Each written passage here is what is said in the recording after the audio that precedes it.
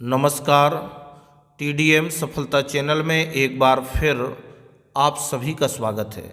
आज की इस वीडियो में कक्षा 10 गणित एनसीईआरटी पैटर्न पर आधारित 2024-25 के सिलेबस के अनुसार हम चैप्टर 13 सांख्यिकी के प्रश्नों को समझ रहे थे, जिसमें हमने उदाहरण 1 के प्रश्न को हमने 3 प्रकार से समझा और इसको हमने माध्य ज्ञात किया।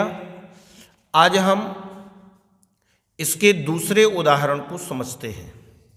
ध्यान देंगे, दूसरे उदाहरण में कहा गया है कि नीचे दी हुई सारणी भारत के विभिन्न राज्यों एवं संघीय क्षेत्रों के ग्रामीण क्षेत्रों के प्राथमिक विद्यालयों में महिला शिक्षकों के प्रतिशत बंटन को दर्शाती है। इस अनुच्छेद में चर्चित तीनों विधियों से महिला शिक्षकों का माध्य प्रतिशत ज्ञात कीजिए। तो हमें माध्य ज्ञात करने की इसमें तीनों विधियां लगाना है, यानी प्रत्यक्ष विधि, कल्पित माध्य विधि और पग विचलन विधि। तीनों विधियों का हम इस प्रश्न में उपयोग करेंगे। अब यहाँ पर हमें महिला शिक्षकों का प्रतिशत दिया है, यानी 15 से 25% तक क्षेत्रों की संख्या 6 है।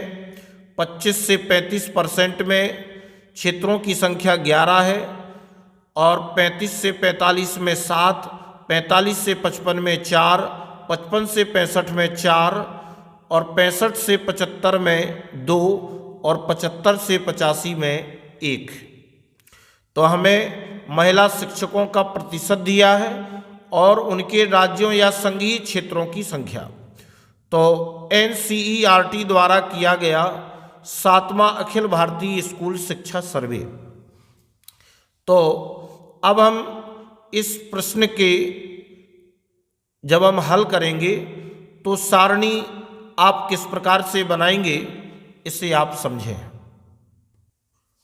तो उदाहरण दूसरे का जब आप हल करेंगे तो सबसे पहले आपका जो कॉलम रहेगा महिला शिक्षकों का प्रतिशत, यानी इसमें आपका वर्ग अंतराल रहेगा 15 से 25, 25 से 35, 35 से 45, 45 से 55, 55 से 65, 65 से 75, 75 से 85।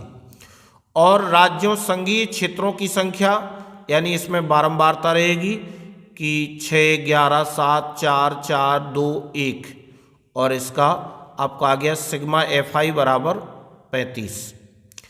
अब इसके बाद वर्ग चिन्ह आप निकालेंगे तो वर्ग चिन्ह आप XI से डिनोट करेंगे और ये चिन्ह आता कैसे है, उच्च सीमा और निम्न सीमा इन दोनों को जोड़ के 2 का भाग देते हैं।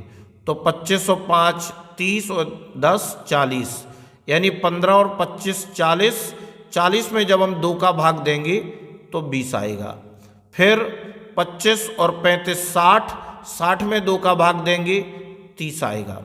इस प्रकार से हम इन दोनों को जोड़ते जाएंगे, 2 का भाग देंगे, भाग देने पर जो आएगा वो हम यहाँ लिखते जाएंगे। तो ये आ जाएगा वर्ग चिन्ह, यानी XI। इसके बाद हम निकालते हैं DI।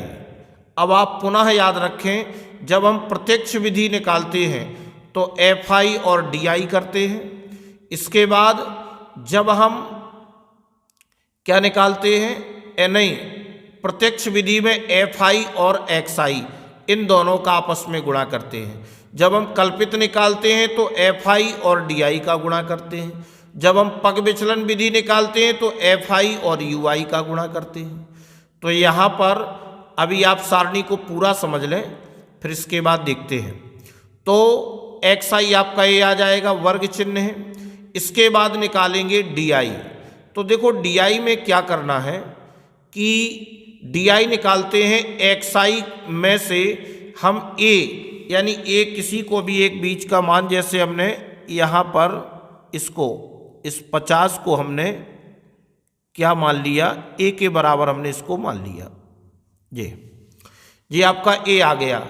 तो यहाँ A जो होगा जे इसमें से हम एक्स आई के मान एक्स आई माइनस ए, तो यहाँ मान रखेंगे, यानी कि एक्स आई की जगह 20 और माइनस 50, तो माइनस 50 में से 20 घटेगा तो माइनस 30, फिर 30 माइनस 50 तो माइनस 20, फिर 40 माइनस 50 तो माइनस 10, फिर 50 माइनस 50 तो 0, फिर 60 माइनस 50 तो प्लस के 10, 70 माइनस 50 तो प्लस के 20 और 80 माइनस 50 प्लस के 30।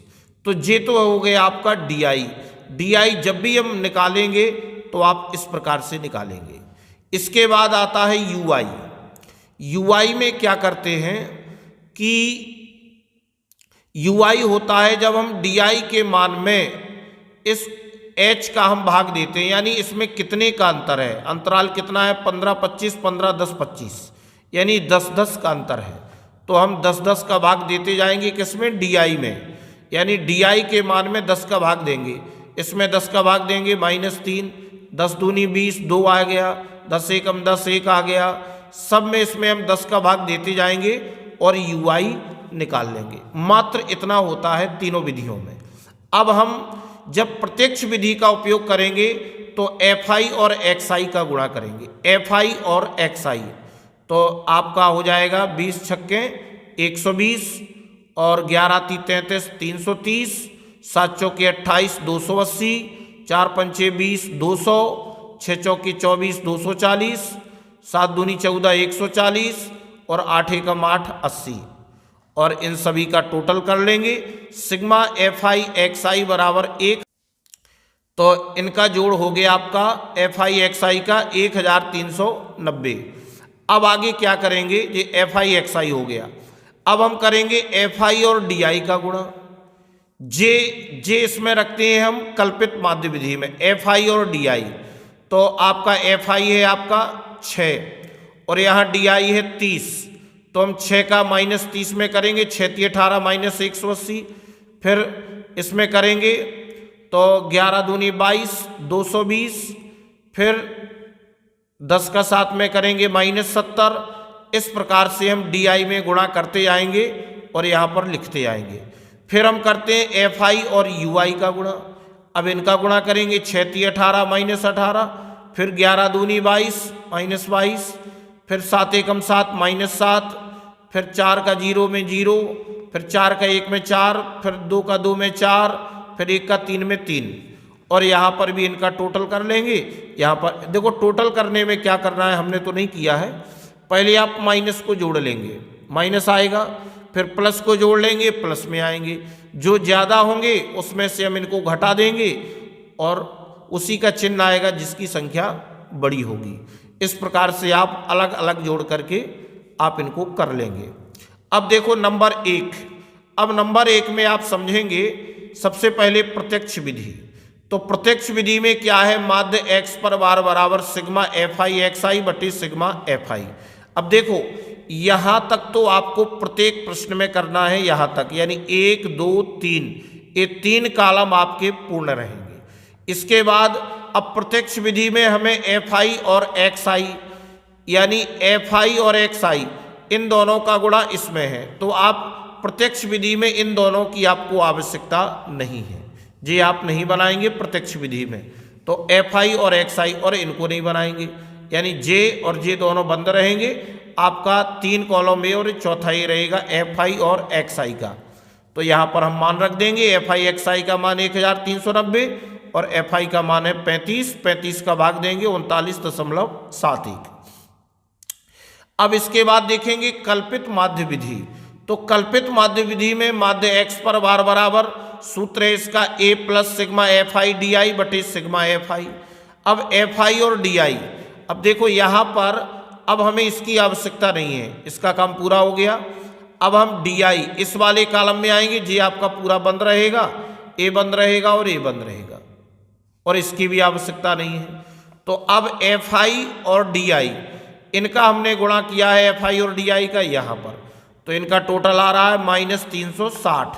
तो हम यहाँ मान रख देंगे ए का मान 50, तो 50 प्लस -360 बटे 35 बराबर, अब इसको सरल कर लेंगे तो 39.71।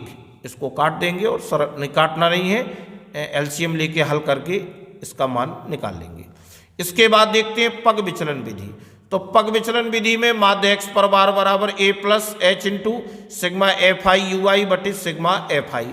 अब हमें सबकी आवश्यकता होगी, तो यू आई बराबर, देखो कॉलम ए तो बनाएंगे लेकिन इस वाले में इन दोनों की कोई आवश्यकता नहीं है, सीधे डायरेक्ट आप एफ आई और यू आई का गुणा यहाँ कर सकते हैं।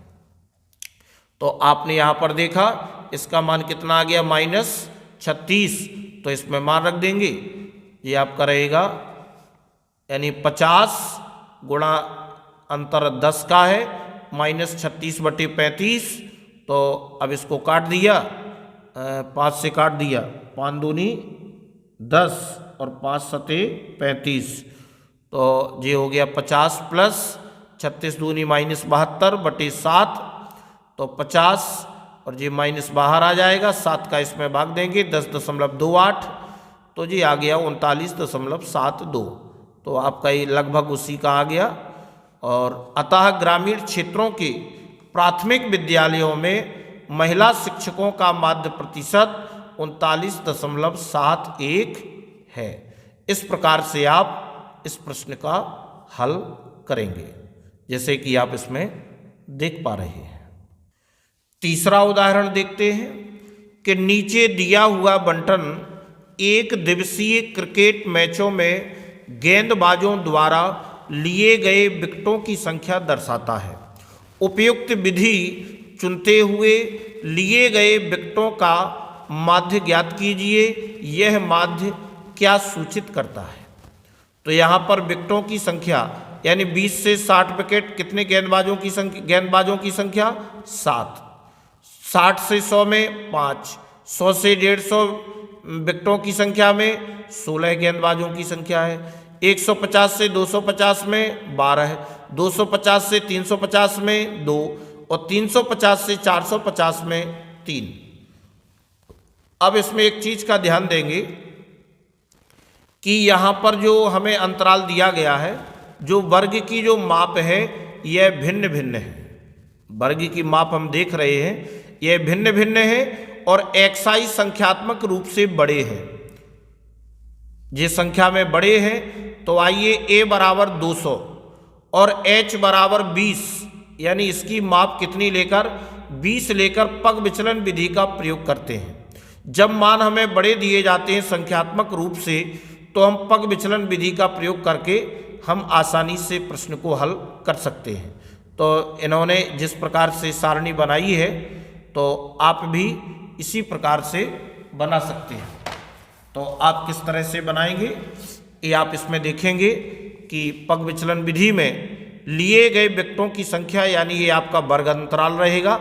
इस प्रकार से आप लिखेंगे गेंदबाजों की संख्या FI और इसका टोटल कर लेंगे, सिग्मा FI बराबर 45, वर्ग चिन्ह XI कैसे निकालेंगे, इन दोनों को जोड़ेंगे 60 20 80 और 2 का भाग देंगे तो 40, फिर हो जाएगा 100 और 60 160, 2 का भाग देंगे 80।